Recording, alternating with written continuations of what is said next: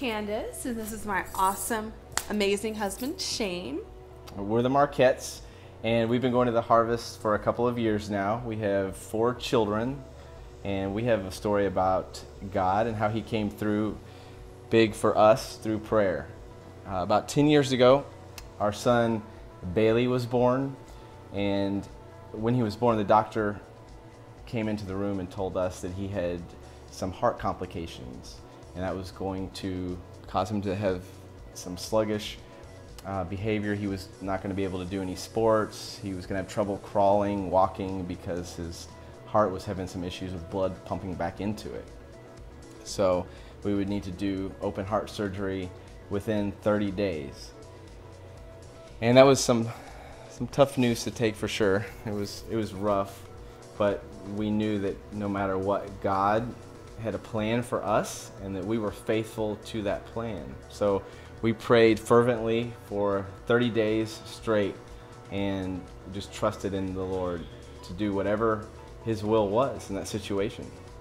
And I remember just hearing that news, because we had prayed so much before he was born, while he was in the womb, prayed over him that we would have a child that was similar to us.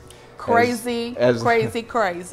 We both had a lot of energy of growing up, so to get that news that was a complete opposite was a bit of a blow. But again, we knew that God had been faithful to us in our life, and we were prepared. And I remember at one point completely giving that up, and the Lord just washed it off of me.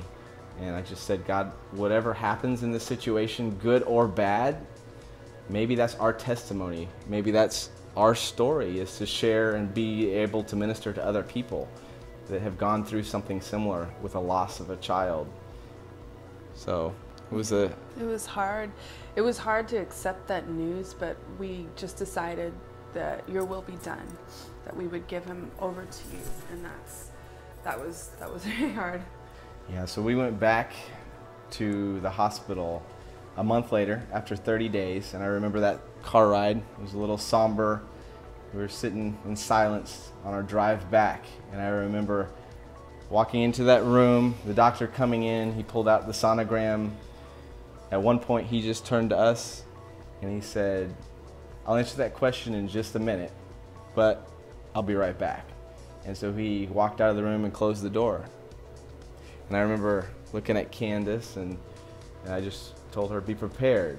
If it was good news, he probably would have already delivered it to us. But he walked out of the room, so it's probably not going to be good news. He's going to have to find a way to deliver that hard news to us. So he walked in the door about 10 minutes later. That was a long 10 minutes too. And I remember seeing him hold a piece of paper, and it was a picture he drew of Bailey's heart, and I saw the words written across the top where he scrawled, "Great news!" exclamation point.